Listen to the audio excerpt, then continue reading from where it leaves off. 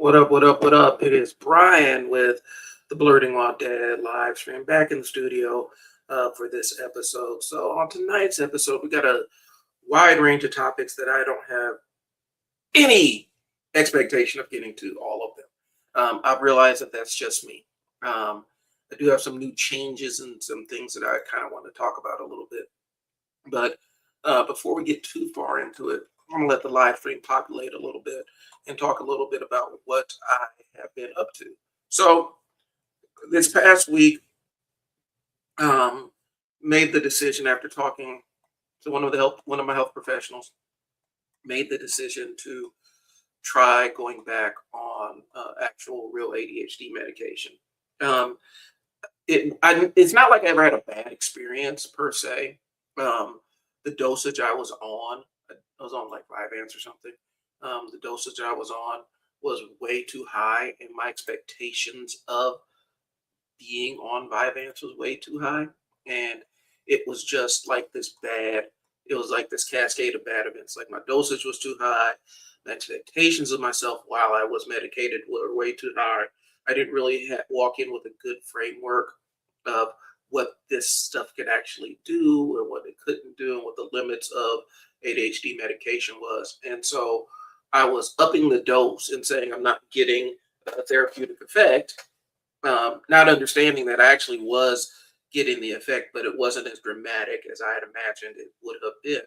And so what happened was I immediately shot myself up to the top dose of Vyvanse and instantly turned myself into a zombie. And absolutely caused a lot of damage in my interpersonal life, um, and things along those lines. And it literally like removed my entire affect. Like I had a flat affect all the time. People thought I was sad, mad, or depressed all the time, and I'm sitting there like I am completely neutral. Um, and it just was not a great experience. I was able to accomplish a lot more, and so that's how I rationalized it in my brain, being on this dosage of ADHD meds that were really too high. I rationalized it like, well, this is allowing me to do my job better, allowing me to meet my deadlines better. It wasn't, but that was the way I rationalized it.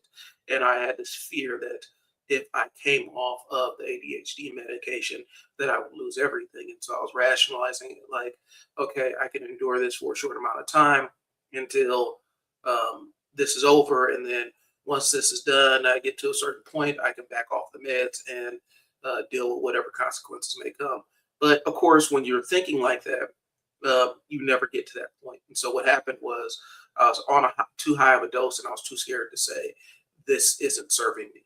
And so I ended up coming off of ADHD medication totally, and everything kind of descended into madness for a little bit while my body got acclimated to it. But I was able to struggle and survive through it. It was a daunting kind of thing, and I burned myself out a lot faster because I didn't have the ADHD medication help me out. So that's one of the things we're going to talk about. And so I'll talk a little bit more about the ADHD stuff. So tonight's topics, the ones at least I want to kind of hit, are IQ tests and the racist idiots who love them. And I'm saying this as somebody who's last time I did an IQ test, I think my range was like, well, not I think it was 145 to 150 because I have it right here in front of me. It's 145 to 150. And so I'm saying that the IQ scores don't matter the way that people use them online because they're using it as like this sorting thing, to say that this race is inferior to this race and blah, blah, blah, blah. So we're going to talk about that.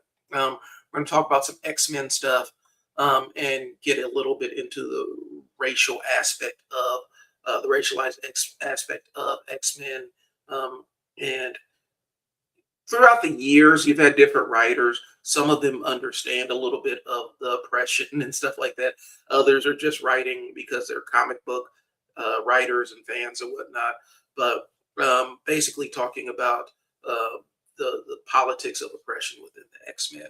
Um, Talk about red state, blue state bullshit, and I think that's about it. So I got all these topics. I'm probably not going to be able to hit all of them tonight. So, but buckle in. We'll see where we go with it. Um, First things first. Um, Last week I was up in my living room because I just gotten back from being out of town. We're trying to get, when you travel out of town, you got to get your life back in order and everything. And I really did not have the energy to go set up for a full live stream, and so that's why it looked different. I'm back in my studio now, but I do want to give this show a couple of different looks. I do want to do some different things on the stream.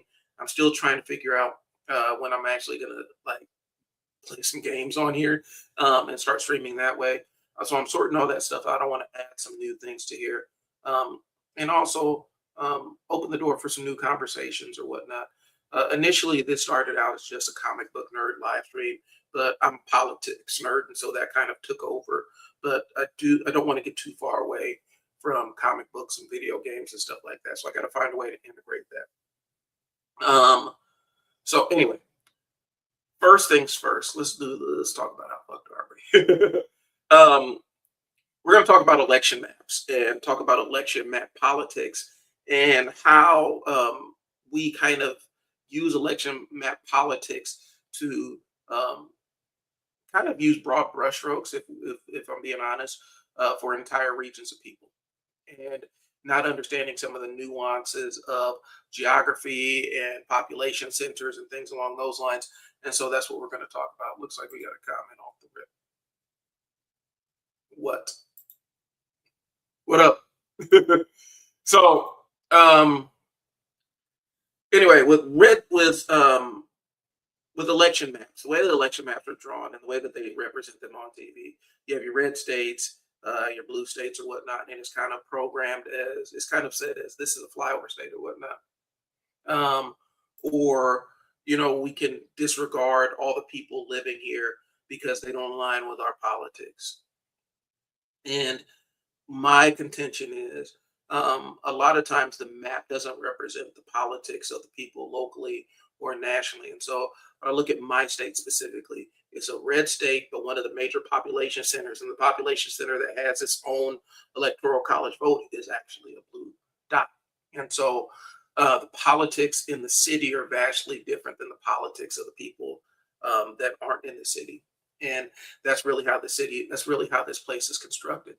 And so, oftentimes, when we have these conversations, specifically when I'm talking to a lot of people from blue states, um, instantly I always see, since I'm in a red state with a blue dot, typically it'll be like, y'all voted for this and blah, blah, blah, blah, blah. And the reality is, where most of the people live, where I'm at, did not vote for this. But the way the Electoral College has us screwed over, and the way the Electoral College splits our votes up, um, the majority of the state voted for it, but where I live did not. And since we split our electoral college, that actually does matter. In most states, it really doesn't matter. It doesn't matter how they only go with it's a winner take all kind of system. So whoever gets the most votes, that's where the electoral college seat goes to. In our state, where I'm at, we had each voting district kind of has its own electoral college, and so what happens is, depending on who wins the district, that's where the seat gets allocated. I'm hoping that makes sense, y'all. Okay, and so election maps make politics look a lot cleaner than it actually is, and so oftentimes I've seen the maps where they show all the red in the country, and then the speckles of blue throughout the country, and they're like, "See, you guys are outnumbered." The reality of the situation is, all that red represents land. It's a lot of it's empty land. The blue is more like population center where people actually live. I'm not saying people don't live in all of the sea of red and stuff, but it's a lot. It's a lot. People are spread out a lot more, and oftentimes we use that as a barometer to say what politics or what party is more popular or what political positions are more popular. And oftentimes when we use yeah, Sam Brown back, right? Um, Oftentimes when we use the way that when we use election maps to say this is how this region is, it really doesn't give an accurate representation of it. Like I said, where I'm at when I was growing up, and I'm dating myself when I was growing up, um, where I'm at, we did not know a lot of the political parties of the people we voted for. You had an idea, but that's not what got you in office. Typically, especially if you wanted to be governor of Nebraska, all you had to do was be a boring white dude, and that was just it. And it didn't matter if you're Democrat or Republican. And so we had, for a long time, we had a conservative Democrat actually in the governor seat here, and that's just how it was. And then in the '90s somehow, and I have a feeling it had something to do with Newt Gingrich and all his mechanizations around that time, where it really started getting more polarized. What happened was all of a sudden everybody was identifying in terms of what their political party was. Now, for Black folks, that didn't mean a heck of a whole lot, right? We knew where our bread was buttered, and who represented us at least in voice, but not in deed, if that makes sense. And so we kind of knew what the deal was. And all right, let's see. Let me go through. What's up, Maddie? How you doing? I did get a chance to. I did get a chance to watch it, but I watched it after we got off stream. Immediately after we got off stream, and I went to grab something to eat. When I was a kid, I was a moderate. Yeah, it was a moderate Democratic state. Um, it was an abortion. It was primarily abortion. And Newt Gingrich's contract with America. I think that broke a lot of people's brains.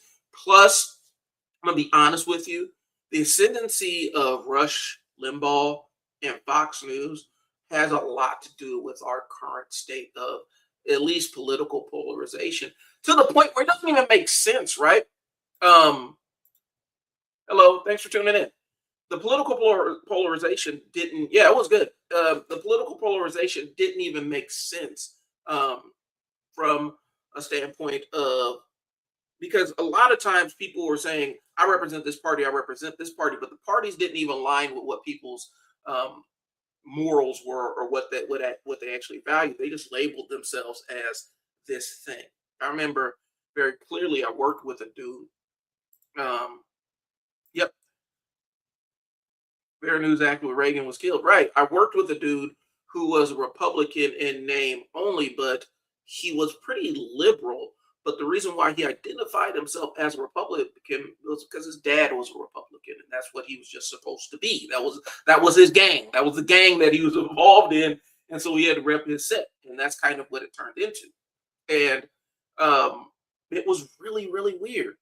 And he didn't believe a lot of the things that, I think it was the religious right, and then later on the compassionate conservative movement and all that other shit that came out. He didn't necessarily align with them on a policy issue, but he repped it like it was a team, like he was representing his team. It was super weird. I'm doing all right. I'm doing all right. And so, and I realized at the younger age that these are all just labels. Like, people, they'll say that they're one side or the other or whatever, and then it doesn't really matter what the politics are. They will make their beliefs align with the political party that they're in, as opposed to picking the political party that aligns with their beliefs. And so that's why I don't invest in a lot of, you know, this is the party of righteousness and hard work and all that other shit, because really it's kind of a, they're rationalizing after the fact. If I'm being 100% honest. Yeah, in Kansas we had a lot of Republicans, who say that way so they can vote moderate in the primary and then blue in the general. I mean, and that's the game right now. Nebraska's kind of in the depths of that, because this state is pretty much owned by the Ricketts mafia, the Ricketts family, and they're pushing whatever their hardline conservative, Catholic flavored agenda is. And as a result, they are funding a lot of candidates. They're funding a third party, and then the Democrats are funding a third party. The third party is really just a plant to try to peel voters off from the other side, and it's all bullshit. All of it, none of it makes sense, but it's all this weird Game of Thrones shit going on with the political shit. And I think the frustrating part is real people's lives are being impacted by this. Like, people are going to die based on what legislation gets passed. Um, what gets passed at a national level. But they treat this like it's a big ass sport. For a lot of people, they have the privilege of sitting in relative safety, regardless of who's in the White House, or they're in a county where everyone being a Democrat is so right. And that's how it's labeled. Like, oh, you're a Democrat. Like, and I've heard you're a demon rat and all kinds of other weird, goofy shit um, that you wouldn't expect adults to really use when talking about serious issues, but they do. And so they have these weird, you're a libtard, har har har har har, and then you're getting memes from 2017 about the a liberal or a conservative or a democrat or whatever. They've made this. They've kind of put their stake in the ground and said, "My political party is righteous and moral and pure, and yours is evil and blah blah blah blah blah." And then they disconnected from the actual policies, or the policies set to harm people, or they set to benefit people, which people are going to benefit from it. That's the reality of things, and so it's really kind of an interesting thing to see. Or is the Koch brothers? Yeah, they've been the villain of America for a long time. They've been control our state chamber of commerce. Ooh, yeah, that one is tough because when you control the state chamber of commerce, that means you have a direct line to every single business in that chamber of commerce, and they can all basically jockey for your attention and jockey for favorable legislation to the point where it's not even necessarily serving the community as much. And that's what a chamber of commerce really should be. It should be a place where the local businesses can get support and support one another and things along those lines. But then when it turns into a political echo chamber where one person can actually influence, one or two parties with money can actually influence the entire direction and talking points of the Chamber of Commerce and use them to kind of ram through legislation, it turns into really kind of some sick shit. And people have already died. Oh yeah, I'm fully aware of that. And it's crazy. One of the things I mention all the time is when we talk about real impacts of elections, me and my kids lost our insurance because it just went up to a point where we could not afford it. And so fortunately we had to get on my wife's insurance, but I was carrying insurance as a business owner and I was paying for it and me and my kids were represented on it. But what happened was the price of it went up. So went up overnight. It went from affordable to completely and totally unaffordable, just like that, because they let those subsidies expire and it turned into this political football. And fortunately, we had a chance to pivot. A lot of people didn't. They're rationing medication right now and contemplating end of life care prematurely just because they don't have access to the insurance and they can't afford what the new premiums are. Aligning with party views is killing the world. Basically saying I'm easily controlled, right? So take advantage of me that way. And there's no even discernment between what the party is actually doing versus these ideas that they have in their head of how they label themselves as righteous, moral, or just based on whatever political parties they throw their votes into. I mean, we landed on our feet. I was fortunate. Our family was fortunate, but there's a lot of people that were not, who could not afford the jump in the premiums because they allowed those subsidies to expire. And really, it was all to score political favor with people whose insurance rates are going to go. Insurance is going to go away because a lot of people were in the marketplace, and it was weird to see people who were actually in the marketplace horse clapping for this kind of stuff. It's like your insurance is going to go. I tell people all the time, like I live in a city, right? I live in a city. Our metropolitan area has over 1 million people in it, and they will sit there and they'll vote for this shit, vote for all these policies that do direct harm to them, thinking that they're going to hurt somebody like me. And my reaction is, listen, I live in a city. There's about 1 million people in our metropolitan area.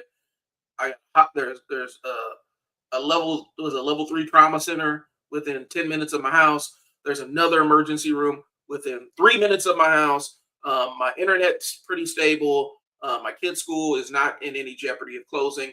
I have access to all of the services that living in a city affords. I don't have to worry about my water. I don't have to worry about any of this stuff. Y'all live out there where y'all need all of this stuff. Y'all need the federal funding to keep your school open, federal funding to keep your hospital open, federal funding to keep your roads open, federal funding to make sure your water plant still functions, right? You're going to need federal disaster relief when that tornado comes through and tears all the shit up. We good over here. You guys hurt yourselves over here, and a lot of it was just so that you could remain in your political game. So it was. They wanted to remain in their political gang, and not a lot of thought was given to, they just thought they were going to hurt those people, but they hurt themselves. And the problem with the way the party systems are laid out is you can vote for somebody who actually hurts you and yours and still point the finger at the other side and say it's their fault. Like, I live in a state where the legislature we have had one party rule in the state of Nebraska for almost 30 years. Like, we've had one party rule. And somehow, every single year, the political football that gets kicked around is property taxes. And somehow, some way, we've had one party rule. It's not even been close. But somehow, some way, when it comes to property taxes, it's the fault of the party that has not been in power for 30 years.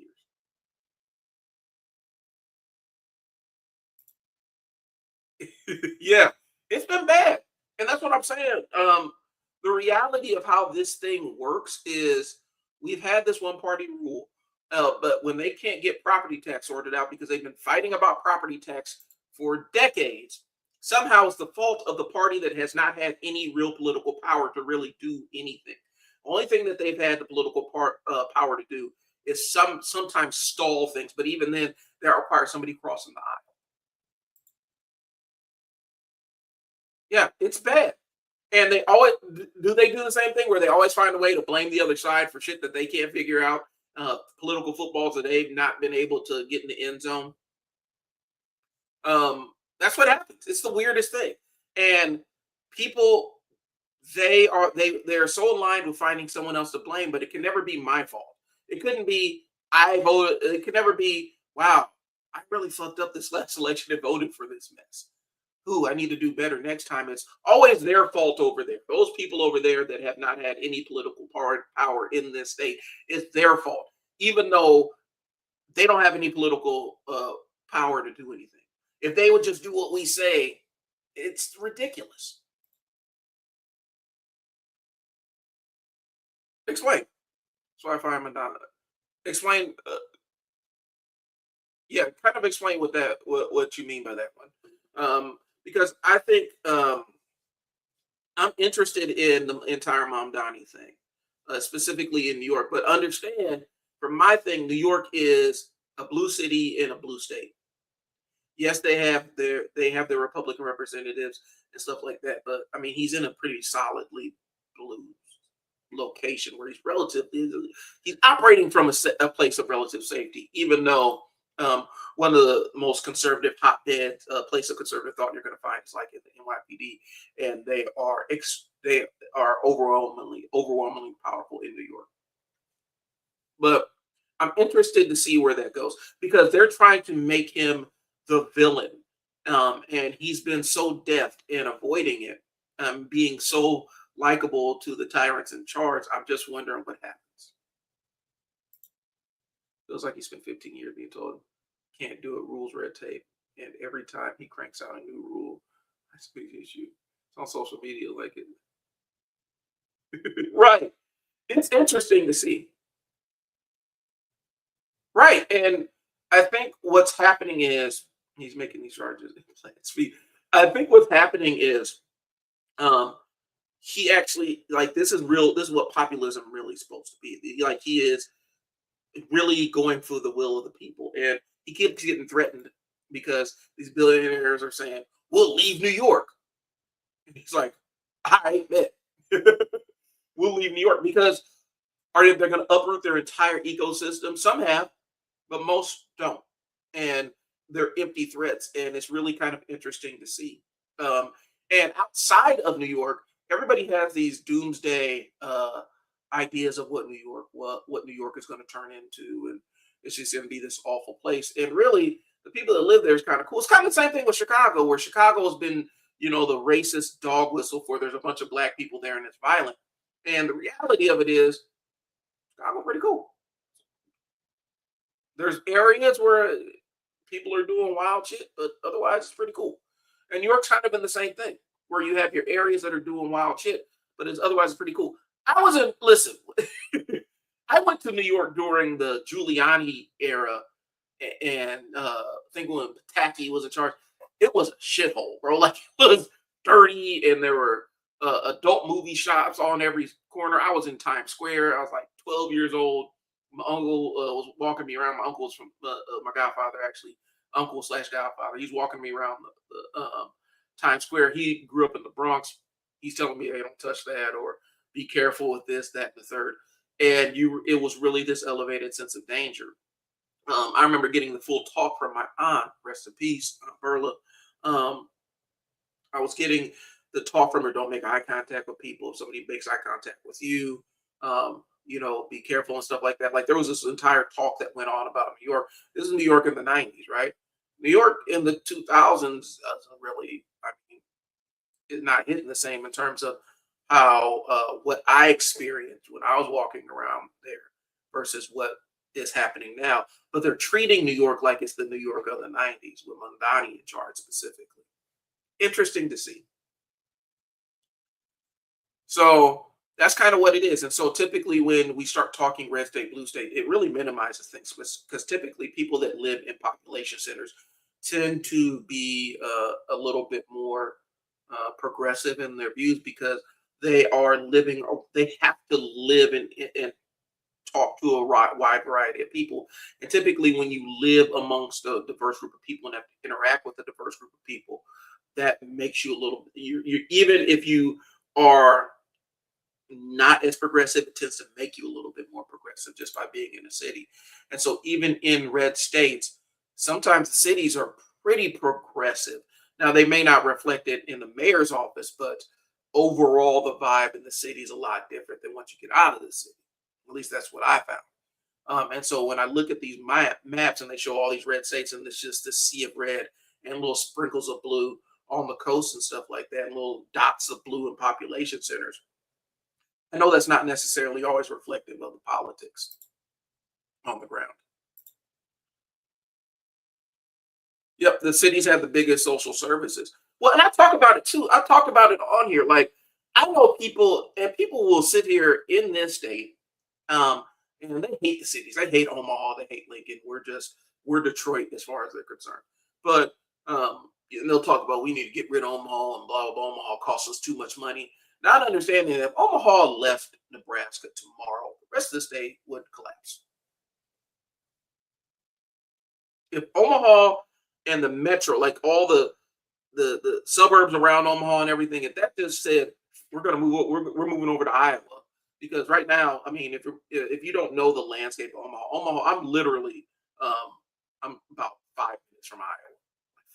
Iowa border. You're never really too far from Iowa, no matter where you go in the metro. And so, if Omaha just said, "Hey, we about to go join Iowa real quick, y'all be easy," what'll happen is all these municipalities around here would collapse because the entire all the tax burden would suddenly shift to them, and there would be nothing. Everybody works in Omaha, everybody shops in Omaha, and that's kind of how it goes around here in the eastern side of Nebraska. Can't speak for the Panhandle, but Omaha's money is keeping a lot of this state afloat. It would cease to exist, but they hate our guts, even though we're the ones that are actually subsidizing their existence. This is not the other way around. They're thinking that these big ass farmers are doing it and they don't make enough income and they already are super tax advantaged, so they don't pay enough into the tax system to keep a lot of these surrounding communities up and running. It's Omaha and Lincoln's money that's keeping these places up and running, and the corporations that are situated in Omaha and Lincoln that are keeping it running. Like these farmers are super tax advantaged in most cases, and the largest farmers have the most tax breaks. They're not paying into the community the way that the bigger cities are funding these small towns. And that's a Midwest thing, but it's also it may be just a Midwest thing because oftentimes I find in the Midwest you have a state that has one big city, a couple of smaller cities, and that's how it goes. You can go to Ohio and find multiple major cities, right? Exactly. Exactly. They have the privilege to outsource their poor and sick to the urban centers, and they end up sending them here. You know, if you need intensive monitoring for a heart condition or something along those lines, typically you end up in university, and you're in Nebraska, right? There's a big burn center in Lincoln, and so families end up having to move to Omaha or Lincoln, even if they live out in the Panhandle, if there's some major medical emergency, because a lot of these rural hospitals and medical centers are not equipped to deal with the level of care that some of these people need, and so they end up shifting them here. We have an entire thing where one of the suburbs of Nebraska, they're fighting, like people are actually actively fighting because um, they don't want to recognize that they have a homelessness problem. And for a long time, what they were doing was they were taking, if they found somebody that was homeless or whatnot, the police would just transport them to Omaha and drop them in the shelter, even though they weren't from here. And that's just what happened. And so we're starting to see, and so yeah, they outsource it because the resources are here. I have a component about all this. Data centers have become the biggest unifier, but it's the biggest thing that everybody can point to and say that's insidious and I don't like it. The reality is, and this is the insidious part about data centers. I know AI data centers have different power consumption profiles than all the other data centers, but we have a data center probably maybe 2 or 3 miles from your big ass Google data center. That Google data center doesn't do any like it's not any AI stuff, but it's Gmail, it's cloud services, it's YouTube streaming and stuff along those lines. Um, if it wasn't AI, our consumption of streaming media and cloud services was going to end up becoming the problematic piece of data centers. That's just my thesis on it. But I think because AI data centers are kind of the topic du jour, that's what everybody wants to focus on. And at some point, we need to put some onus on these companies to say, okay, you hook us on these services. You end up hooking us iCloud. You hook us on iCloud and stuff like that. And you label them as different things, right? But iCloud still uses a lot of Google infrastructure, right? Um, you hook us on these services. You make us dependent on it because our devices need the access to these services just to have basic function. But what is your plan to make sure that you are doing your part in being a good neighbor and making sure that you're not jacking everybody's electricity costs through the roof or destroying somebody's entire water table? What are you doing?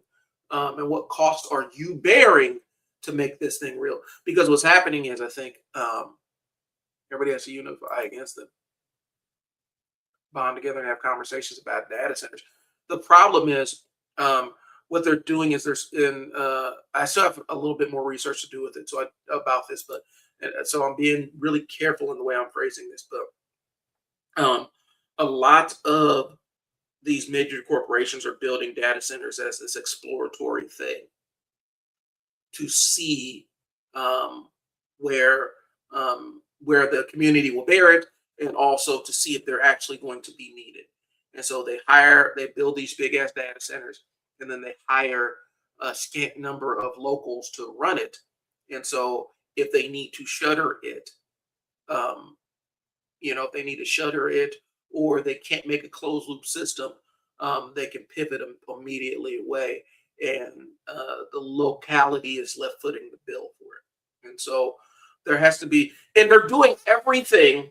I think my frustration is these governments are, local governments, national government, federal government, they're doing everything but actually saying, okay, Google, you built your data center here. What's your economic plan for the area surrounding it? How are you going to minimize the noise? How are you going to minimize your water consumption? How are you going to keep people's prices from going down? what costs or what technology are you willing to foot the bill on to make sure that you have minimal impact? Because you hooked all these people on the services that need the data centers. You hook them right now, streaming right now, some data centers making this happen, right? Streaming music, streaming video, a data center is making it happen. You got people dependent on this technology. Like even playing games, you still have to connect to a server, and that's still a data center, right? You got people dependent more or less on this technology. What are you putting up to make sure that you are minimizing the damage that you're doing to economies and ecosystems? But they're not doing it. They're just high level of, well, yeah, Democrats, Republicans. Our governor even got in on this shit, signed some kind of bill about data centers after doing some backdoor deal with them. It's crazy. The point is the issue breaking apart traditional schisms have spent decades to develop and ensnare people to break up families and friends and communities. That is true. I think, and we talked about it, but the Reagan getting rid of the fair, whatever the fair time thing is, where you had to, if you're going to have a political position, you had to have the other political position and grant fair time. That hurt a lot of things, and it allowed entities like Fox News and Rush Limbaugh to exist. And I put a lot of onus on Rush Limbaugh because people minimize how big of a deal he was. It was a big deal, and his supporters were insane.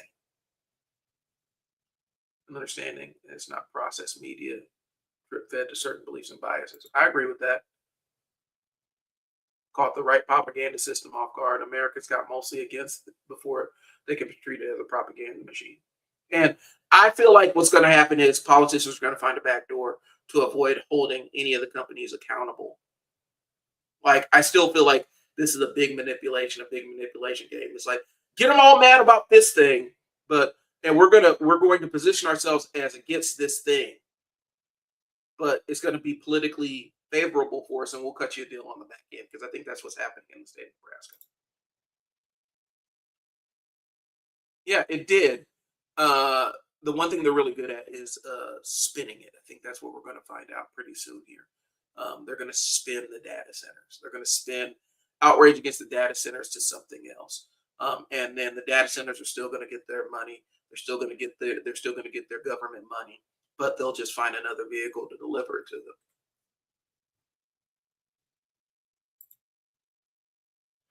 I don't know, because I'm telling you right now, and I'm just using my state as an example. Our governor, who is Mr. Republican, Mr. Business First Enterprise Republican, came out hard against data centers. But then when you start digging through the layers, you're like, oh, so this is just to score political points. You've already worked out a deal with them. We just don't know about it. That's what I'm saying. I'm not talking about the politicians. Oh, I get it. But what I'm saying is the politicians will they'll play into public sentiment and be on our side about it, and then use that to ride into office. And then once they get in office, they've already cut their deals. They don't really care what happens after that point. That's what I'm saying. I hope I'm being clear on that. I'm super cynical about this. Also, yeah, I know. I'm really jaded about it because I've seen specifically here how if there's an issue that unites both sides, what'll happen is our politicians here, especially the ones on the right, what they'll do is they will say, okay, a lot of people are against this thing. How can we be against this thing but still benefit from this thing? And then they roll it out. And then they get all the pats on the back for having the right politics, but then when you go beneath the surface, like, oh, they benefited either way. They made sure that they derived a benefit from it, and then the companies also benefited from it. That's what's happened here, and that's what I'm saying.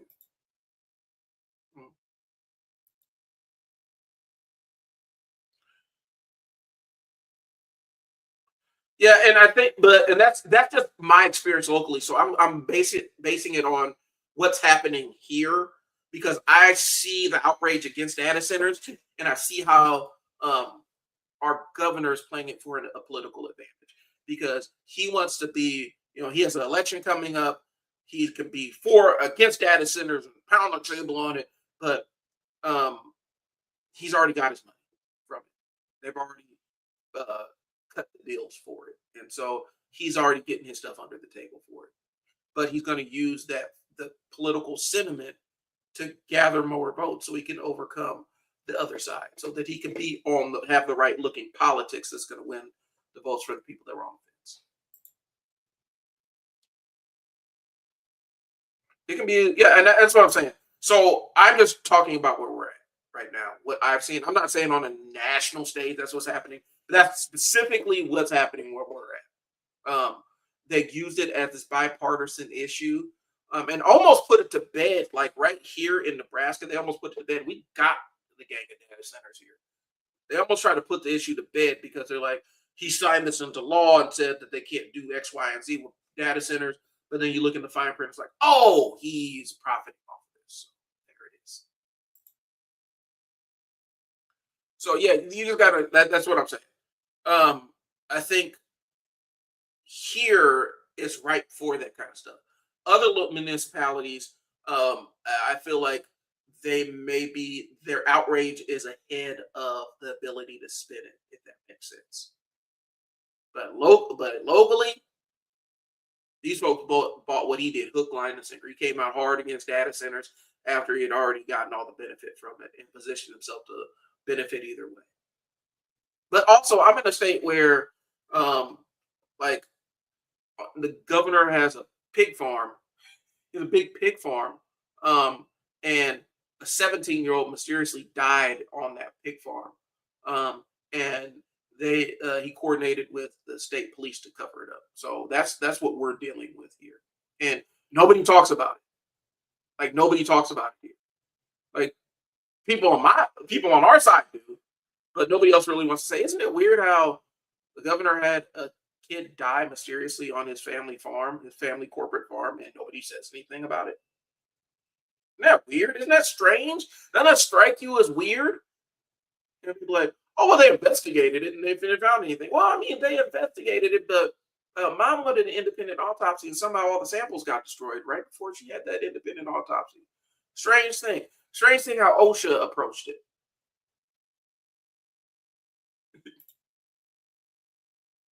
You know, it's really like it's. This is Tuesday for me. Oh, same here. My, well, no, I don't want to say completely same, but I did do abuse and neglect. That was almost 20 years of my life. Um, you know, saw a bunch of skeletons and clans. Well, they even said what happened to the kid, and it was truly the fault of the farm. Like they said, they had him spraying insulation without having the proper ventilation gear or without the proper gear, respiratory gear, and he died of asphyxia. And somehow that just wasn't a big enough deal.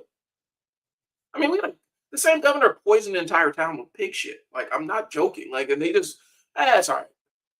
The lords of the land are just doing the things. We are all just serfs here. We're just all serfs here.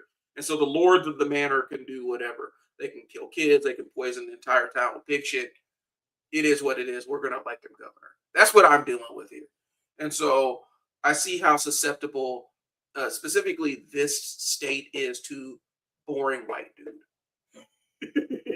All you got to do is be a boring white dude. A boring conservative white dude, you're going to win governor every single time in this state. You don't have to have any engaging personality. You don't have to have any kind of charisma or anything. Just the plain white toast with no butter version of a politician. Mostly political. Die every year on there. I'm not dismissing. I'm saying the whole system needs to be changed, and that's what I'm saying. He has one of the biggest farms on the state. Ain't shit changing. He's rigged the game. And whatever reason, these small towns keep getting screwed by him. Like I said, entire towns poisoned with pig feces in the water. You would think that in a rational state that would keep somebody from getting elected governor.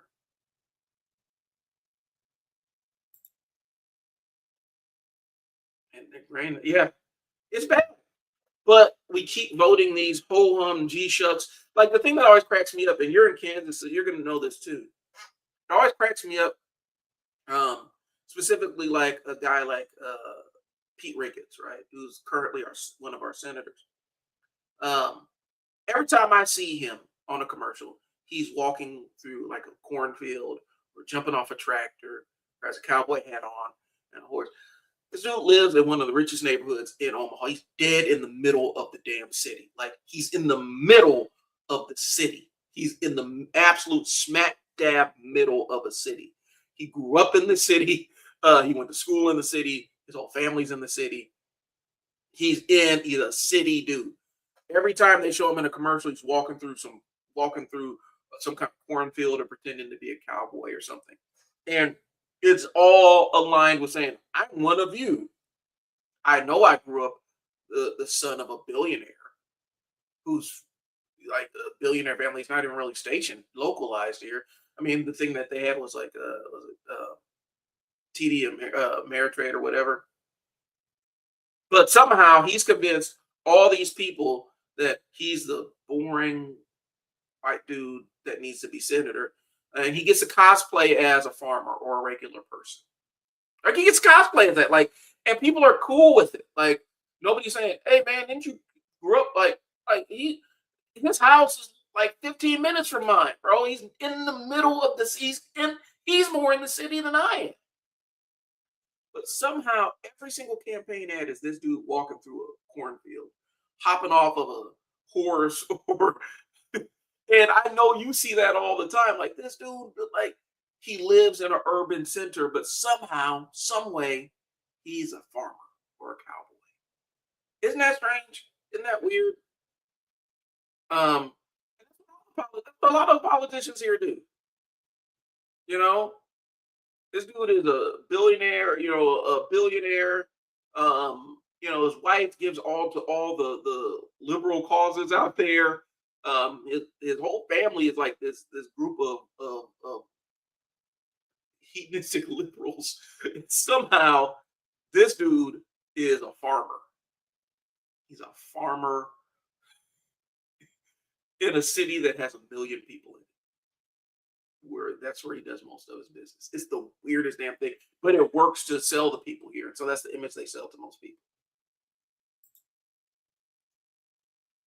So that's what it is. I talked about being a black voter in a red state, bro. Like you get it doubly because not only do you get hammered with the economic policies meant to be punitive to your community, but then you also have to listen to people that aren't from your state pretending like somehow you agreed to this entire thing just because you exist. You're a marginalized person who exists in this red state. Somehow you must have voted for it yourself. Yeah, tell me about it. Dr. Roger Marshall's residence in Kansas in some hunting shack. His vacation home's $1 million in Florida. Right. And blocks away from his kid's house. Yeah, he's not the first senator to do that. And it's kind of a Midwestern thing. That's why I know that you're going to get it. It's this weird Midwestern kind of bullshit show where in order to get elected to any major office here, you have to pretend that you're from a farm somewhere. This dude grew up in a city. You'll never see him in the city in one of his commercials because he knows that the people that vote for him hate the city. And so he has to pretend like he ain't from it. Oh, so he's a big liar too. Well, I mean, and plus, here's the thing. So that's great for Oppo research, right? Like all they got to do is find proof that he did it, and that could destroy his entire political career. Do y'all hear that? Democrats, do you hear that? I know y'all do opposition research. I'm going to tell you how to play in the mud here real quick. So this gentleman that Maddie is talking about, it will blow out HIPAA. He doesn't have to we don't have to necessarily identify the patient, but just find proof that he has performed an abortion, and you can absolutely nail him to the wall. Play dirty. They do the same to you.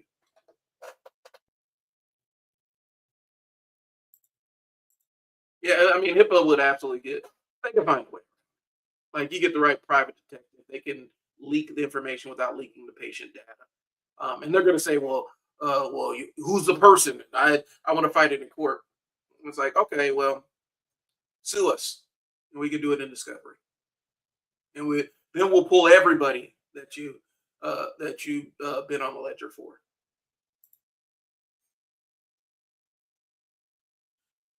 To the Republicans and girls to see if they're getting abortion. Right. So I guess my thing is, I hate to say it like this because I don't want to sacrifice any population of people that are already being targeted by these crazy administrations. But turnabout is fair play in a degree. If they can say, yeah, man, this dude's been doing abortions like he that's what he did, bro. That's what he was known for. But now he's saying he's not. Shoot, I listen.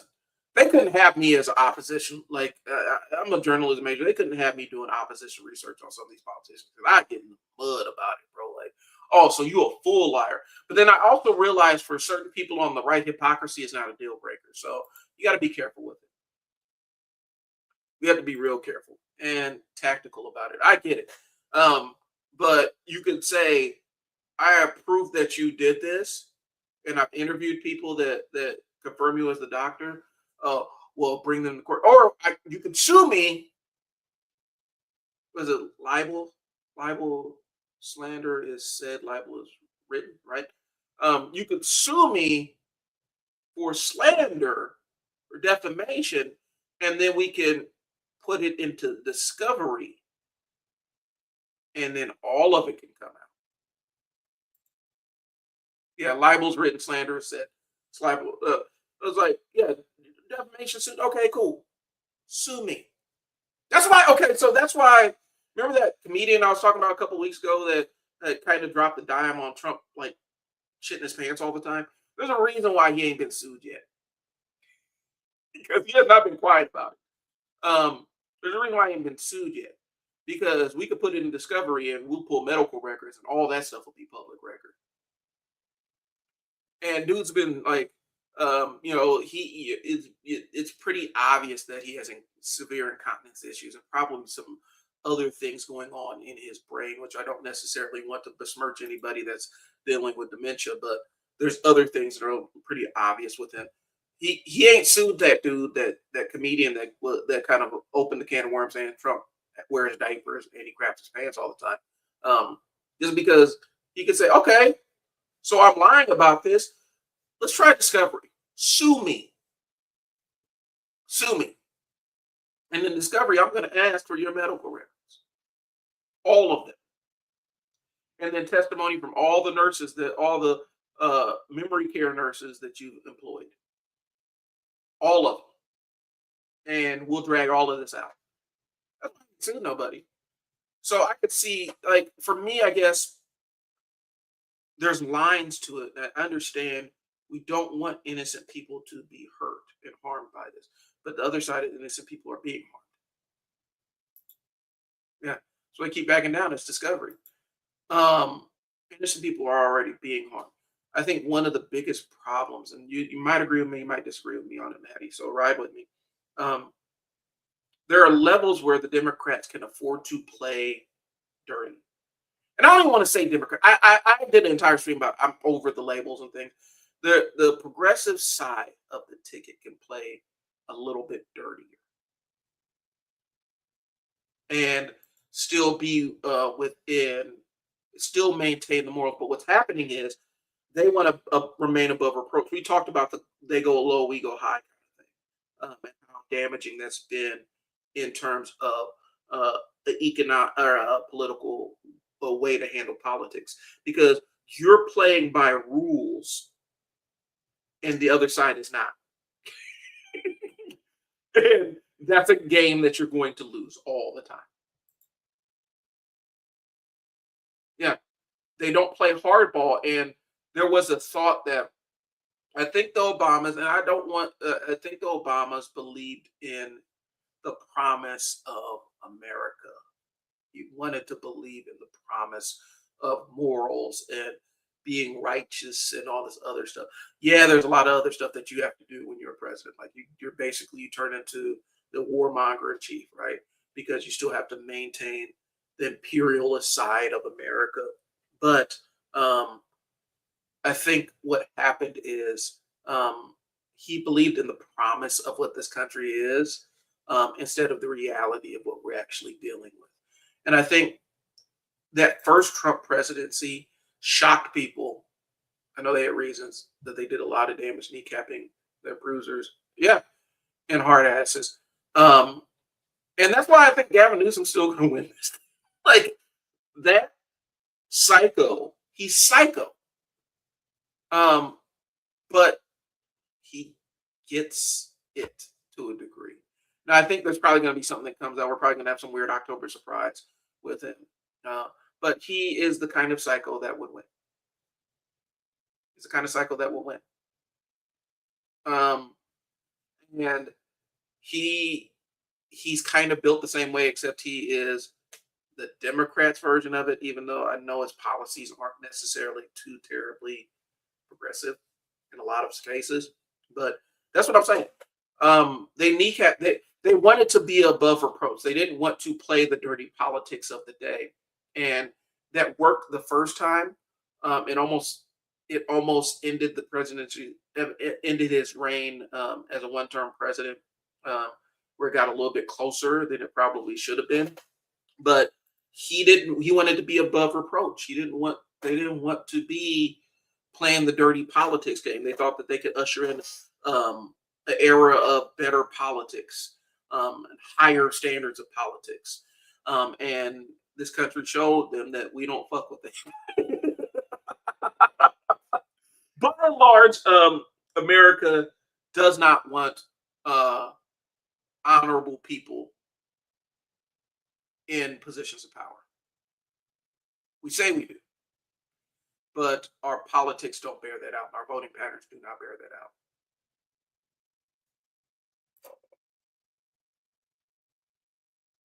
Publicly chided, yeah. And I think that so we jump back, and the mind state is hope and change, change we can believe in. We got to be different, guys. We have to approach this differently. We got to be better than we were before. That was the sentiment that was going through, running through, or rampaging through our offices, elected offices, and whatnot, and even at the top of the White House. I feel like, um, and if we raise the bar, raise the expectation, America will rise to meet the expectations, and we'll have a better version of politics. And the entire time he's up here, these people are calling him monkeys and posting pictures of him and his wife in weird sexual things, and calling his daughters all kinds of horrific slurs and all of this stuff. And instead of addressing any of it, it's we just have to be above the fray. Couldn't be me. You go after my kids, all bets are off. I had a run in with on Threads. I had a run in. This is what mom was trying to do, but it felt naive. I think it was. Yeah, I do feel like it might have been naive. I think it was the disbelief of, because I promise you, he probably didn't believe like they. I don't think they were going to elect a black president. They elect a black president. There was a level of shock that reverberated through the black community that it actually happened. I think Obama might have get caught up with it too, but it couldn't have been me. The moment you target my kids, all bets are off. I had a gentleman on, had to be Threads, who he's one of those, and I don't want to give him too much attention and too much oxygen, but I'm gonna discuss it just because it was something significant that happened over the last couple of weeks. Um, the gentleman on Threads, he was a leftist, and we're kind of going back and forth about leftist politics and racialized history and whatnot. And I kind of broke down, this idea that the white working class and black people have always been allied and stuff like that. And I had to point out, like, it's not true. If we're talking about the biggest antagonist in terms of progress for black folks is white working class, and black folks have always been. It's always been, specifically if we were ever in some kind of alliance. Typically, as soon as there was skin in the game for the white working class, they broke off. And so I kind of pointed out, it was the white working class that kept my grandfather out of unions. They're the ones that did work stoppages when they had too many black people coming in and things along those lines. And lynch mobs, the rank and file were filled with white working class people. And so I kind of pointed that out to him, and he took it as I'm saying that he is a racist, and instantly it spiraled from there. This dude was calling me all kinds of names, um, you know, um, weird kind of veiled threats. Called me boy, called me subhuman, blah blah blah blah. This is a leftist, alleged, right? And I realized that there's a certain kind of leftist that was actually a right wing person. They just hate capitalism, but they don't really hate racism. And so he leaned into that. And he's been crashing out on a lot of black folks' feeds on threads. So long story short, um, he says something about my kids. And once you say something about my kids, all threats are off. So all bets are off. So I ended up going to his Facebook page and saw that he'd been institutionalized and basically said, hey man, keep playing with me, bro. When you finally have your final crash out and the dam finally breaks, I want to be the reason why. Make sure you tag me when you have to go back. If you have to go back on a 72-hour hold because of all of this, and that ended up like he flipped out. It was bad. And he's talking about they need to come rescue your kids so they don't kill themselves and all kinds of other crazy shit. But that's the kind of person I'm dealing with. And so I don't play the Obama game. You go low, I take you to hell. You go low, and I will drag you to hell. And we'll both go. And so finally I ended up blocking him because then for other people, he started showing his guns and threatening to skin people and all kinds of other stuff. Really unhinged shit. But I don't really play that once my kids are brought in. And so Obama is a different dude than me because as soon as they started talking about my kids, I was like, all right, bet. Joe, go get him. I'm turning Rahm Emanuel psychotic ass on you, all of it. So let me catch up. Biden did become his attack dog.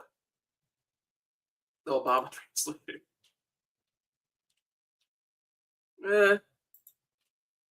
Yeah, don't do that. Movies.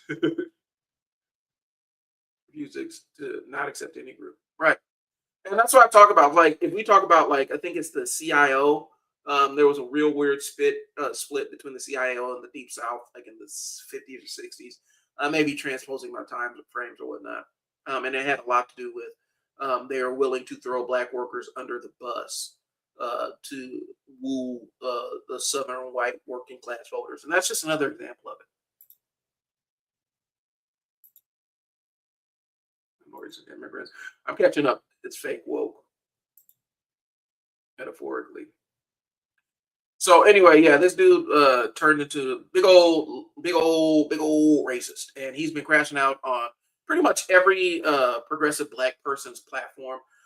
He's called one black Democrat pedophile with no evidence or anything, but that's what he does, and then he turns into I hate black Democrats. They're subhuman and blah blah blah blah blah.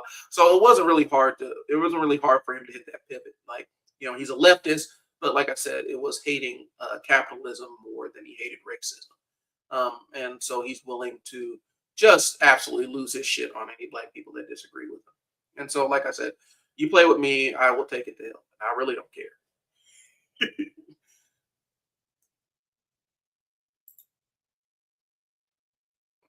Yeah, and see, that's what I'm saying. It's not. It's to me that's when I look at leftism and the example of leftism I grew up with. My mom was involved with Panthers and Black radicalism and stuff like that. We had an entire library pretty much in our basement full of Black leftist thought and things like that, and not understanding that there was the academic leftist and there was the actual real in the streets revolutionary, and those weren't the same things. And so a lot of times when people talk about leftism, they think that by quoting some Marx at somebody, that means that they are real leftists. And I'm like, okay, so but have you read Frantz Fanon's critiques of Marxism? You know, there's a lot of other black radical left books that have actual critiques of what the prevailing thoughts about leftism at the time was. And so, yeah, in my mind, he's not, but he identifies himself as such. It's not even American left because I think it's, again, the way I describe it is he's anti-capitalist. A lot of it has to do with the fact that he's anti-capitalist because in his mind, capitalism was the thing that stole his privilege. Capitalism was the thing that stole his privilege, the privilege that his parents enjoyed. And so capitalism is the big bad evil, and it's not as bad as any other ism out there. Like, it's not capitalism in his mind. In his mind, capitalism is worse than racism. It's worse than sexism. It's worse than any of the ogenies. It's worse than all of that stuff. Capitalism is the big bad evil guy in the room, and so as long as we're about against that, anything else doesn't matter. And that's kind of how it operates. The right of center. It's fake populism, is what it is. It's fake populism bullshit. Yeah, academic left were purged hard in the 50s, right? And so that's why. And what I'm saying is there was the academic left, and then the actual Black Panthers aim left, the ones that were actually the activist side of it. And you did have the Young Patriots, which were the white group in Fred Hampton's Rainbow Coalition, right? But um, to me there was a fine line between the academic version of it, and I'm not even saying that the Panthers weren't driven by academic, because all of them studied and read all of the texts, but they interpreted it through the struggle of Black people trying to get free in the country. And so it academic theory is different than actual application, and that's where the breakdown happens. I'm catching up, guys. Civil rights leaders. Well, they're racist, and that's what I'm saying. So there's a couple of the one I and I don't like to just throw out content creators, but Lil Bill mentioned this, and he's one of the ones I've heard say it, but I've read it too. Um, there's a segment of white leftists who, again, they hate capitalism, but they don't necessarily hate racism. They hate capitalism because in their minds, capitalism robbed them of the privilege that future generations of them had. It robbed them of the wealth they were supposed to get as a failed inheritance, if you will, a failed inheritance. And so as a result, they're mad because they don't get to enjoy the same segregated and red taped society that their parents lived in. And that's why they hate the system.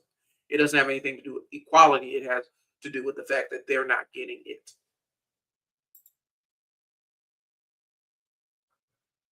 That alone is through the future. Because here's what's happening. A lot, and this is my take on it.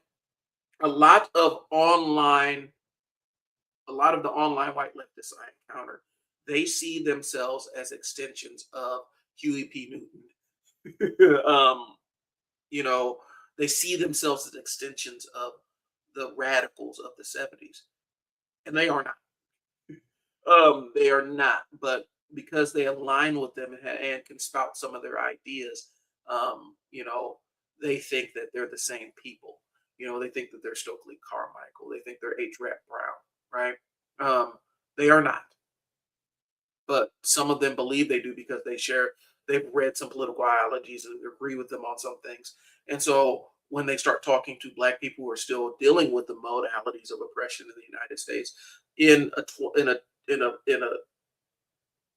a perspective of being in 2026, right? They think that they are the experts on oppression. They know more about oppression than the people enduring it, and that's what the problem is.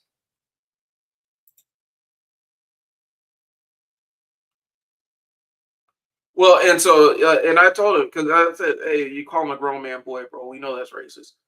Well, I'm calling you boy because you are immature and blah blah blah. And if you're just hurt by that, then you're soft. You're too soft to live in the world. And it's like, no, man, you knew exactly what you were saying with that, bro. Like you knew exactly what you were saying. It's like, do you call your Black coworkers boy? Like you walk in and, hey boy, like it was crazy.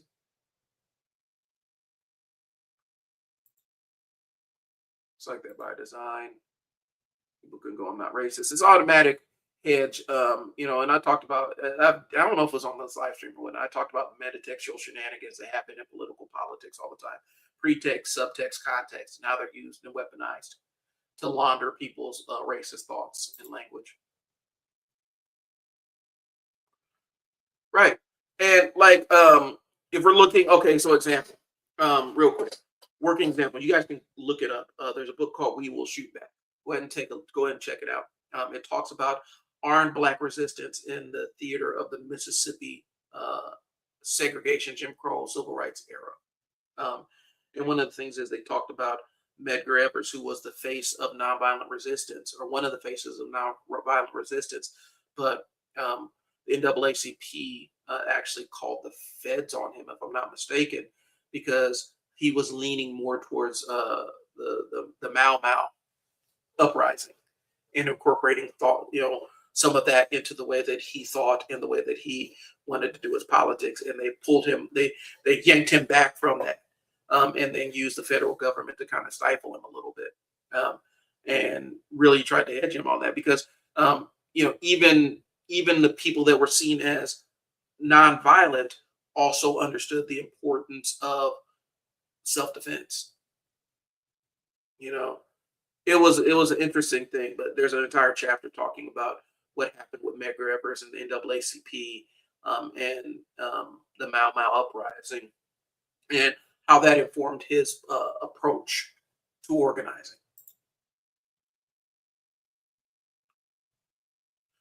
Left wing leaders, future descendants.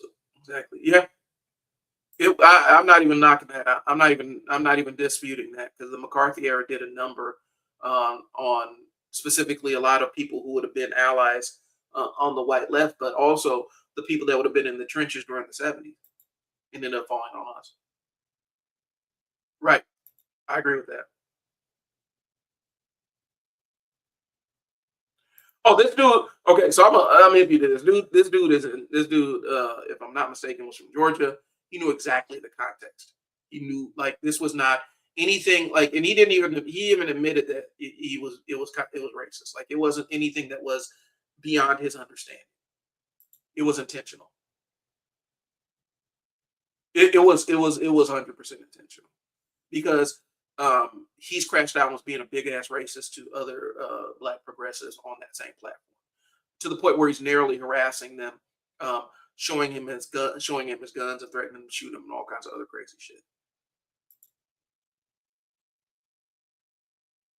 A lot of it was paired with violent resistance. It was a good cop, bad cop. That's what I'm saying. So nonviolence was just a strategy, but it took a lot of armed people to make nonviolent resistance a possible thing in the United States. There was a time if you fell up in Dr. King's house, there was a good chance you were shot before you hit the front door.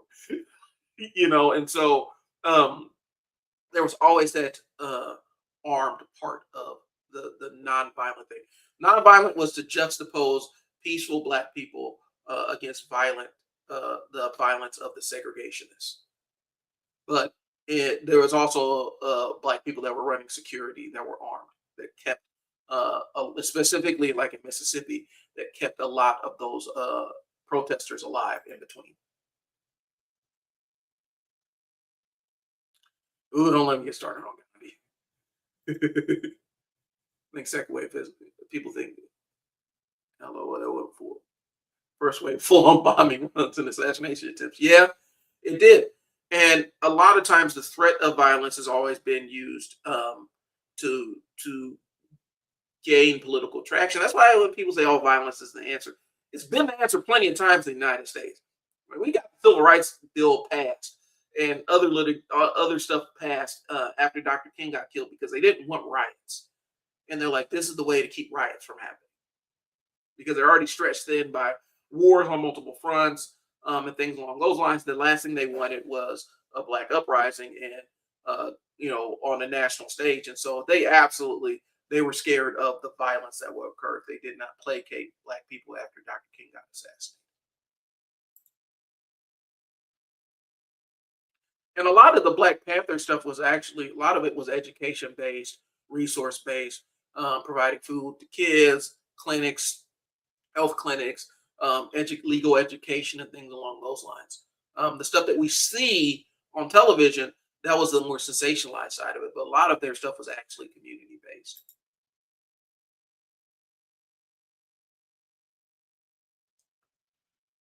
protest. I'm gonna look that one up. Sister suffragette. That's my homework.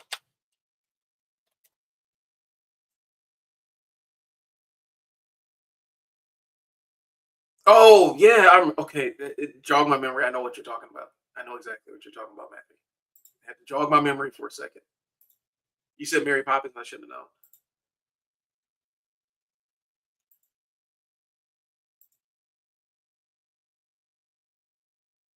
Oh yeah, that's true. That's the play. They've been soft pedaling that idea since he got back in. He will not commit to accepting any election. They're actually trying to rig it right now. He's using the DOJ, and he's probably going to deploy ICE. I wouldn't be surprised if he deployed ICE to major polling stations in states that were disputed or that he believes were disputed, and it's going to be 100% to harass Black and brown people going to polls. That's all it's going to be used for. Trump has a secret police. He has his KGB. ICE is his KGB. Those are his loyal foot soldiers. People want to know what happened to. Now they're not even hiding. People want to know what happened to all the white nationalists that stormed the Capitol and stuff like that. A lot of them got jobs in ICE. A lot of them got jobs with ICE. That's his loyal army.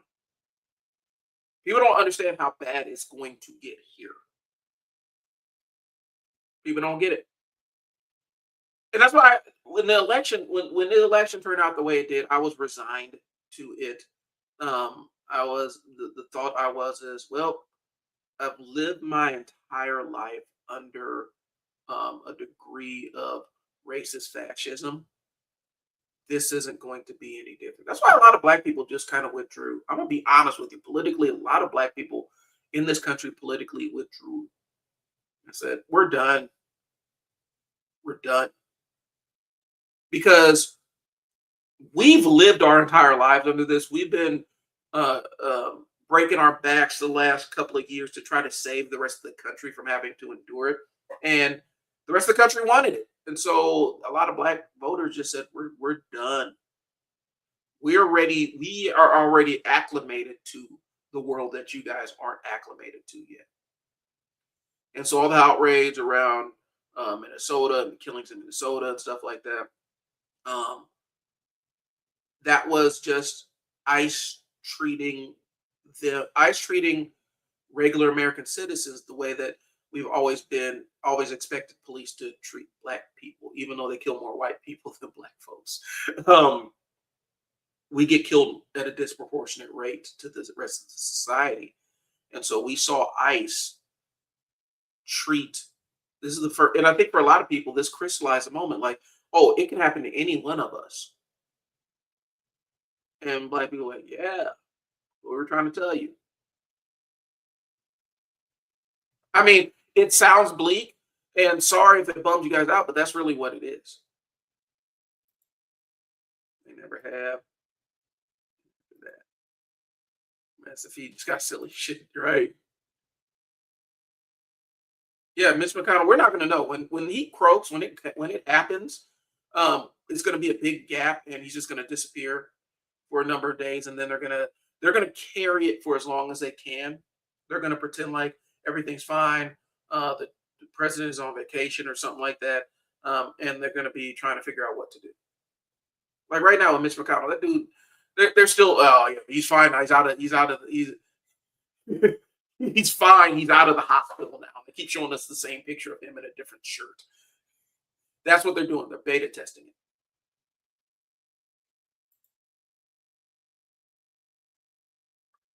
They just shut down a lot of people. Right. Electric shock glove. I was going to talk about that. I was actually going to talk about that on stream. I hadn't read the article by the time Showtime started, so I didn't want to discuss it without being aware of it. But yeah, that's the world we're moving into, and they're going to kill somebody with that. They're absolutely going to kill somebody with electric shock gloves, and they're going to say, "Well, this person that they killed with it already had a heart condition, or he's already on drugs, or whatever." I lost one of my friends that I grew up with, I met him when I was like 3 or 4 years old. Um, when I was in my mid 20s, he got tased and had a cardiac arrest and died. Same age I was. And like I said, I was in my mid 20s, and there's a big cover up behind it. Tasers are deadly. They're going to kill somebody with this, and they'll blame the person's condition, or they'll say they were on drugs, or all kinds of other stuff to cover it up.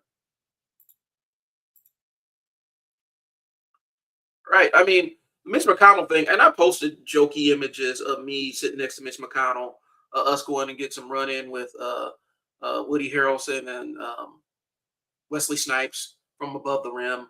Like I made all my joke images about it because I don't believe for a second that this dude is still, even if he's alive, I don't think he's aware of what's happening. I think it's all a big game. Um, and that's what it is. And I think the same thing's going to happen with Trump because they've already had multiple visits of him going to Camp David under under he's getting his annual exam for the fourth time this year. You know, I know these probably have medical emergencies in there, and it is what it is. They'll cover it up. They'll find a way to try to cover it up. White man can't die. Yeah, they're going to keep him as a zombie. He's going to be a zombie, and it's going to be weird. I feel like this Mitch McConnell thing, like you said, is kind of a beta test for what happens when it does happen with Trump in office, because and they'll cover it up. It's going to be the wildest propaganda campaign you've ever seen in your entire life, because it happened. Remember when he caught COVID and almost we like he was almost out of here. And then when they released him from the hospital, I watched this man climb up the stairs, and he sat up there, and it looked like he was about to give up the ghost when he got up to the stairs. He was there, like he was trembling and shaking. Um, he was not in great condition or whatnot, and we didn't see him for a little bit of time after that. I think that they're going to be beta testing what happens when he goes. I think the geo. I don't know. I hope so. It might be like rats fleeing a ship. But I think the thing I've read, and there's an article I've read where a lot of, it was kind of one of those in the beltway kind of articles, so it's going to be a hard time to find it. But they're saying the reason why a lot of people in the GOP seem to go along with this crazy bullshit that we're enduring right now as a result of this administration is their their kids are being threatened. Um, it might have been Bill Cassidy. It might have been Cassidy, if I'm not mistaken. Um, his one of his kids is an intern in the White House. You know, all these inside things that these people get and access that their families get that gets threatened by you need to fall in line, otherwise this can go away. Looks like your son is an intern at this company that's in the president's back pocket. That legislation, he's going to need you on that legislation. Otherwise, I mean, he might not be able to hold on to your kid. And so I don't think that power goes away. He'll be a lame duck president. I think so. They did that with Bush. Right, and that's what I'm saying. I think that they have enough leverage politically right now to force compliance with some of these people that are, you know, so Madison Cawthorn. He was a liability. I knew he wasn't going to be. He was a cutout for that.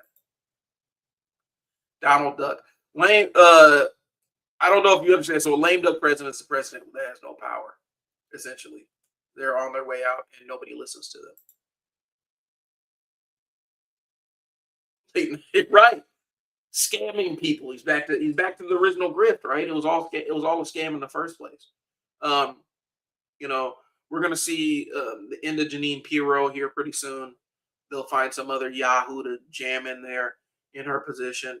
But I feel like we're cooked because what's happening is, I mean, right now the head of the DOJ was the president's lawyer, name any other time when that's ever been even something remotely normal in this country. Like the president's personal lawyer is now the head of the DOJ. It's crazy. And the dude that voted for him, he's up there like the what was it, the last Republican that did vote for him was that doctor. I think it was Cassidy again. He's up there damn near in tears and everything because they went out and said, "Hey man, your kids can disappear too, bro." So, um, you know, hey, people disappear all the time, bro. That's what happened. That's how they rolled up on him, and he's like, "Oh shoot, I need to get out here and make. All you got to do is just vote for the right thing." All right, I'll get out there. That dude was almost in tears, bro. Um, the wildest shit ever. And it was a 180 from this dude's the president's personal lawyer. I don't trust him to. I mean, sometimes you just gotta vote for, and hope that he does right. Y'all voted for the Trump's personal fixer, bro, and put him in charge of the Department of Justice. The Department of Justice is done so, bro. It's done. As the fake gold standard of law enforcement in this country, it is done. Only one true believer, right? Okay, I knew. Okay, you got blamed none because the temper tantrums, right? And he looks like Donald Duck. He looks like what if Donald Duck was a human being but really, really ugly? Let me ask you this question: Was Todd Blanche ever? Does he even have? Okay, so he does have prosecutor. He's a prosecutor, mostly in private practice, and then he went to work for Trump. So he had very kind of like typically there's an entire resume of working for the Southern District because he was in the Southern District of New York and all that other stuff. Um, huh, interesting. That was the top ranks was the absolute DEI hire. Yeah, 100%.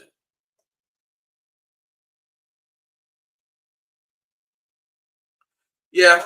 Well, but I also think, oh no, my kid just disappeared because I don't put that above them. We talked about the criminal element of what's going on there.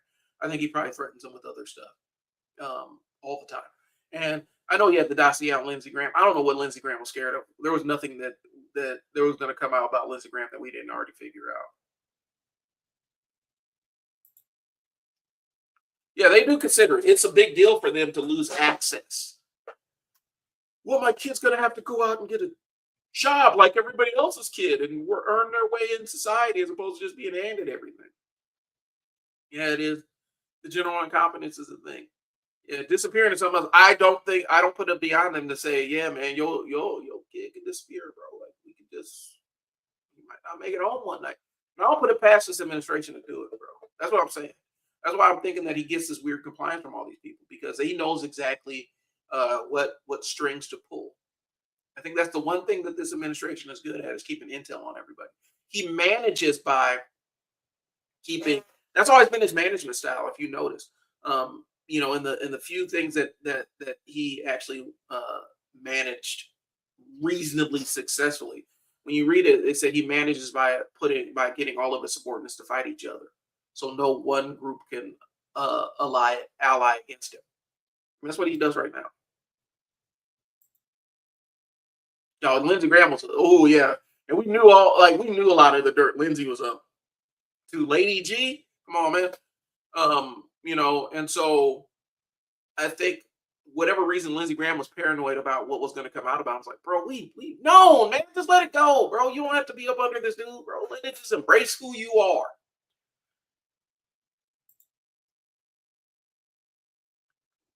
The subject we did every third hour. Okay, that's what's up.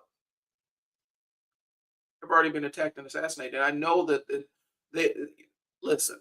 I don't want to get into the conspiracy brain. There's one history teacher that showed us the propaganda. He was, oh yeah, I know what you're talking about.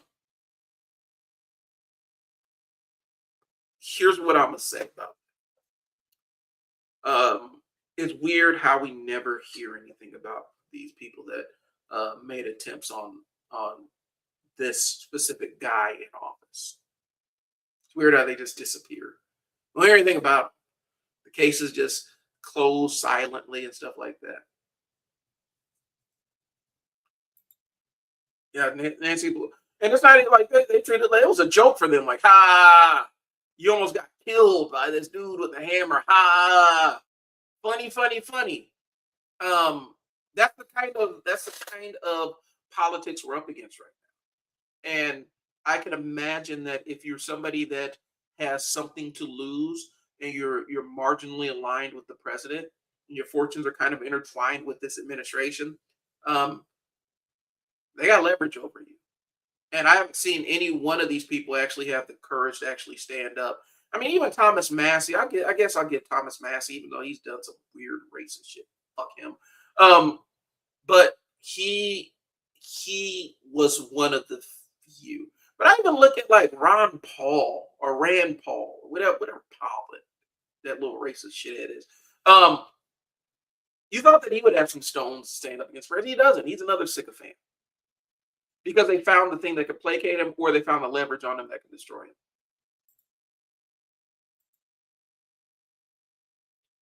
The news is burying those, and putting Barry Weiss in charge of CBS is just going to bury more stuff, and they're trying to find more things to give her.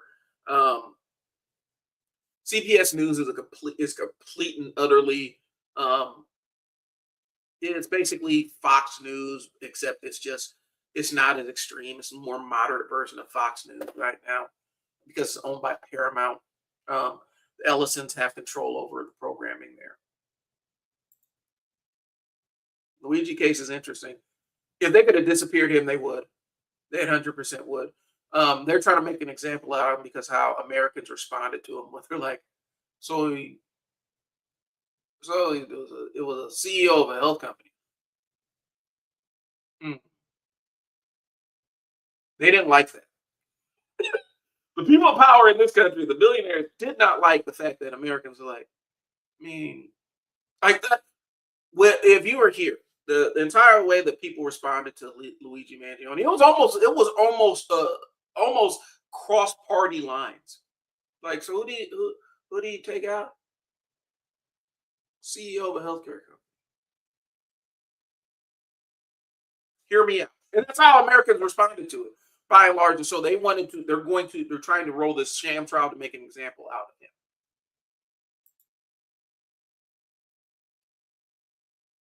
Yeah, they're making an example out of him because Americans weren't shocked and outraged. I remember how the news was trying to paint it to say this is very.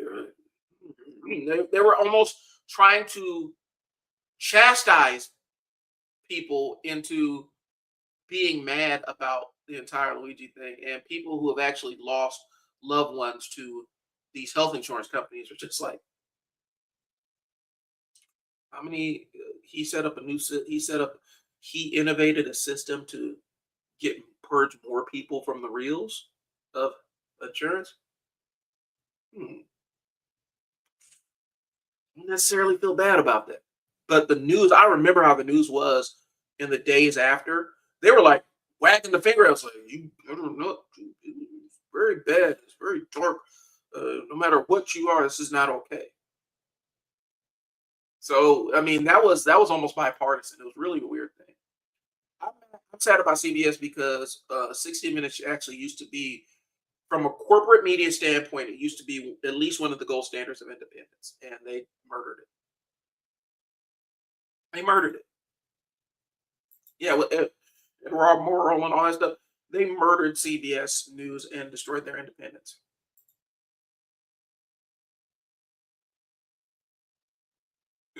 Break out of jail. Break out Luigi. Oh, they ain't gonna break him out. Luigi's a. And the other side is they talking about Luigi's gonna be a hero regardless of if he gets prosecuted or not. Luigi's gonna be good in the prison system unless the government gets a hold of him and tries to. Um, if unless the Bureau of Prisons is actually under the DOJ, so they may flex their muscle to try to make him miserable while he's in there. But from an inmate standpoint, I think he's probably pretty good. But we already saw that this administration is not past malicious prosecution. We already knew that.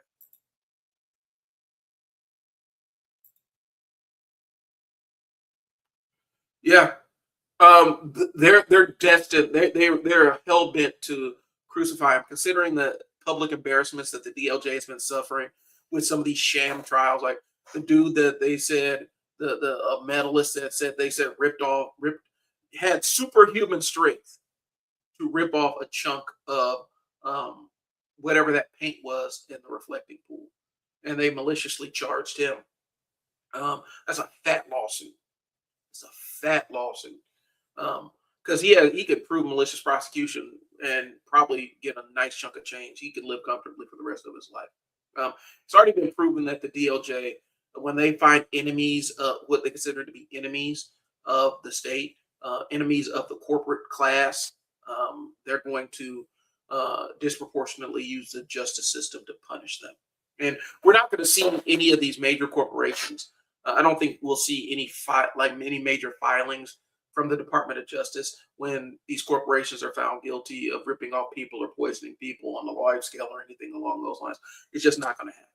So, oh shoot! All right, guys. Hey, sorry to cut it short. I have something I got to go take care of. So I do appreciate you. I didn't get. I literally got through one section of my outline. I got through a single section of my outline. So um, I did want to, I think next week, and hold me to this. Next week, I want to do kind of a deep dive about IQ tests and the racist idiots that love them. And I say that as somebody, last time I did an IQ test, like I was in anywhere between 145 and 150. It doesn't mean shit. Literally doesn't mean anything. But some of the dumbest people you know love IQ. Like they love IQ as some standard of intelligence measuring. And I don't even lead with that more times than not. Like, yeah, I've tested high on IQ test. Doesn't really mean anything. It means that I'm better in some cognitive tasks, things like that. But for you who's quoting IQ tests, like it's this all-encompassing thing online. Um, yeah, so I wanted to do an entire segment about IQ tests and the idiots that love them, and then talk about the modalities of oppression in the X-Men. But I don't have time tonight. um, and so let me catch up with you. Make sure I get everybody get everybody's comments on screen. Get one person at help, top help responsible. Right. Spider-Man. Go watch Spider-Man. I will. I'm about to finish X-Men 97 this week, and then Spider-Man's next on the menu. We got Safe saying low IQ. Yeah, they're too stupid to understand that IQ tests don't mean anything. Like they mean something, but not what they think they mean because they're not smart enough to understand what they actually mean. So they just use it as low IQ. Again, like I said, I have a high IQ test. Like that was like high, I guess, high-ish. So it was 145, 150 high, I think it is, whatever. Um, Not necessarily mean anything. This means I'm better at some cognitive things than most people are. It's not a big deal. Um, but they use it as a standard to mean something. Like they actually think that Elon has this really super high IQ, right? Had somebody say, um, "You're not smarter than Ben Shapiro." I'm like, I might be. I don't really care. Doesn't put any money in my pocket, and I don't want to be a grifter. And so, yeah, me being smart, Ben Shapiro, who cares? Let people falling for calling people dumb. The smart ones can go right. That's ad hominem, right? It's so good. That's what the one I'm getting to, Matt. Like, I'm trying to make it through X-Men 97 because I wanted to do a whole piece of content around that. Spider-Man Noir is going to be the other one. I'm trying to catch up on a lot of shows. I've been so busy. We wanted to go see the new Spider-Man this weekend, and we just didn't have the time. Like I barely have time to go to movies and stuff and sit down and watch shows. And so, but I need to do it for my channel because I am a nerd. Like this is a Todd McFarlane Spider-Man. Like my nerd aesthetic is like that's what I do. But oftentimes, I end up getting caught up in the day-to-day function of surviving. Mr. Fine. Yeah, his parents were rich too. Like his parents were both rich. Like he's a nepo baby. and he's a failed screenwriter. That's what he's been trying to do.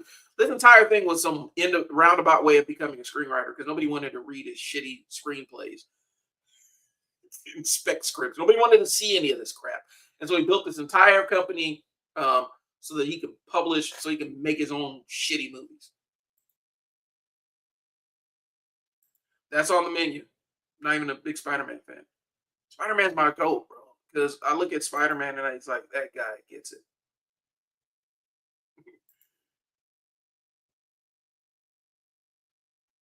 It's a ping pong. Hey. We don't do Marvel slam. No, I'm just playing. The reason why Spider-Man is one of my goats is when I look at Spider-Man, I look at a guy, he still has to work a regular job. He has to do all this other stuff and still try to hold down a regular job and have an apartment and a regular life. Like he's the only superhero where I see like, yeah, man, his interpersonal life is in shambles, bro. And there's nothing you can do about it. The thing that frustrates me most about Spider-Man is he's in proximity to all these billionaires and he can't go to Tony Stark's like, hey man, Tony, come here. Come here. So I'm saving New York. I've saved the world at least 5 times last year. Do you think you can give me a grant or something to pay my living expenses? You know, like give me a grant or something. um, just to take care of my living expenses. You could say you're hiring the brilliant mind of Peter Parker to invent things for you or whatever. Just give me a grant because I literally saved New York. I saved the world 5 times last year. You think at least you could do that? Like I wish Spider-Man would actually use the resources that are available to him. He can go. He knows multiple billionaires, and I think 1 trillionaire in T'Challa. Like, go get an endowment from them to live your life so that you can be taken care of and all the other stuff.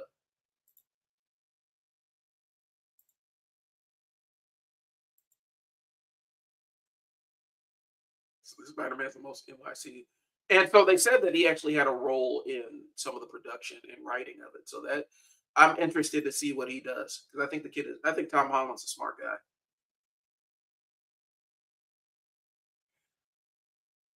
I don't know. I think oftentimes we overestimate the influence of entertainment and music on other people while saying that we are above the fray. And oftentimes we're all subject to the manipulation in some way, shape, or form. We've all been propagandized. Um, uh, and so, but it's always easier to say, well, this propaganda is going to affect this group of people over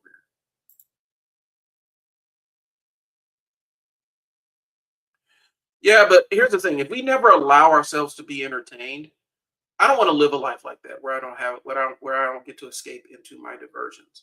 I don't. That's to me. That's the absolute emptiest part of my. That would be the emptiest part of my life. It's the reason why I do the live streams. Right? I enjoy this. It's something that is fun for me. It allows me an outlet and everything. If I had to live where this had to be serve some higher function, then being a place where I can have these kind of conversations and not provide a layer of entertainment, I don't know if I will want to continue on. Comic books have always been my escape. When I was suicidal as a kid, comic books were my escape. Marvel and DC, like that's where it went. And so I get it, but you could say the same about pretty much anything. Um, there's no piece of media that is broadcast that you see on a wide screen or on television or anything that doesn't have some kind of corporate machine behind it. And so um, oftentimes we kind of pick and choose and say, well, this is an independent movie. Well, even independent movies have some kind of corporate backing behind it in order to get into all the screens around the world. There has to be some corporate machine that's pushing the action. So, like I said, I don't want to live in a world where um, I have to psychoanalyze all my, even the forms of things that even to psychoanalyze all the things that entertain me too. Like, like I said, I know DC is owned by um, DC is owned by Warner Brothers and all that other stuff, and they have their agendas. I know Marvel is owned by Disney, and Disney has its own agendas. Um, I can't carry that weight every single time I sit down and want to have a world to escape into. That's all I am.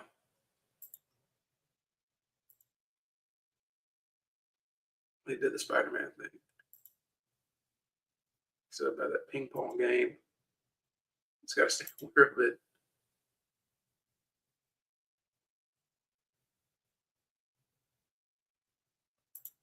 Project Hail Mary.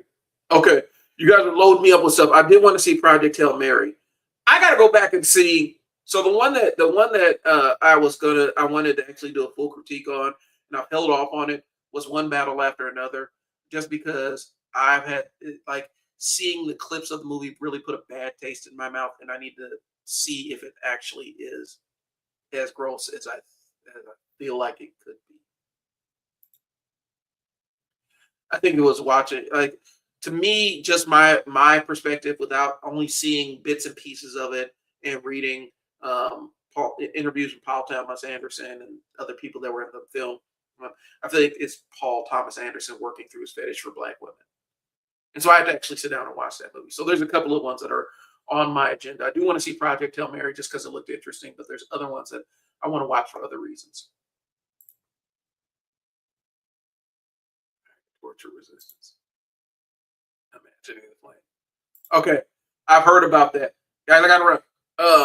I gotta next week we may be able to do a raid, but I gotta run. I do appreciate you guys tuning in.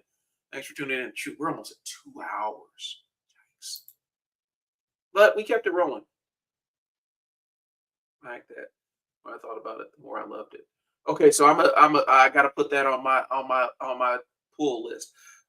Basically, it's what I can convince my wife to sit and watch with me. So anyway, I do appreciate y'all. I will talk to y'all later.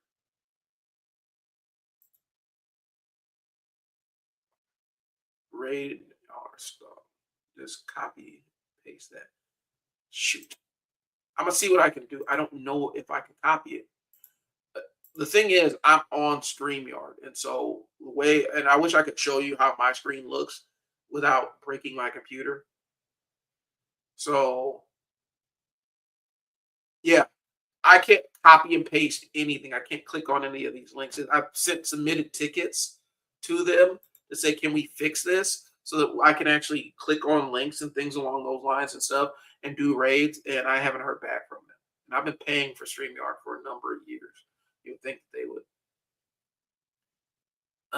I can on Twitch, I think, but I have to see. And I don't want to. I get where I'm at. Let me see if I get DMs on Twitch. We can send the raid over, but then I got to bounce. Like I got other stuff that I'm kind of spending. I got stuff that's kind of pending that I need to get on here. Yeah, send it to me. See what I can do. The other thing is I need to set my second computer. I have another monitor that I need to bring over here.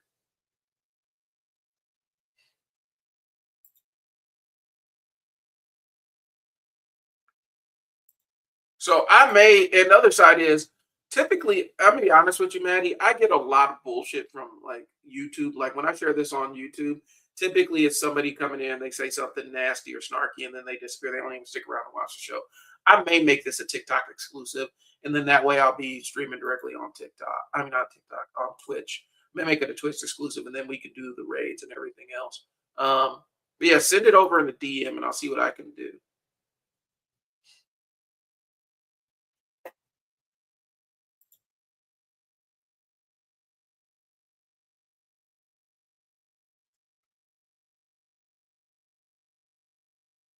Or do we just want to wait till next week? Okay, you just DM'd it. I got you. Let me see what. Yeah. Got it. All right. So I'll jump in there and paste it, and then I got to dip out of here. I got some other stuff I want to get done, or some other stuff I need to get done. Where's my live?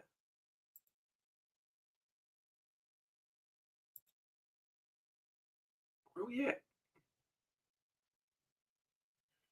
On to my channel. Ugh.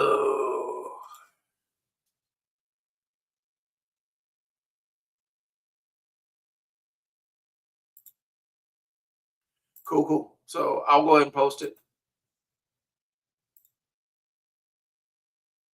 Oh, that's really off-putting.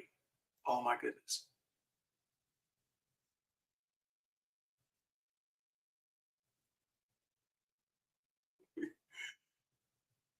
It worked. All right. So I have to get out of here. I do appreciate you guys. I'm getting the double hearing thing. Like I'm hearing both of my like I'm getting the lag and everything. So but I'll probably jump on my phone in a little bit. I got something I gotta go take care of. I do appreciate you guys. Thanks for tuning in. I will talk to you later.